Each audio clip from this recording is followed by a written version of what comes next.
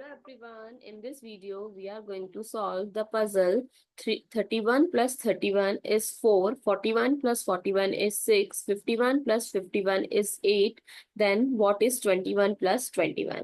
So if you are new to my channel, please subscribe it, and if you have different logic, please comment down below. So let's check the logic. 31 plus 31 is 62 and 6 minus 2 is 4.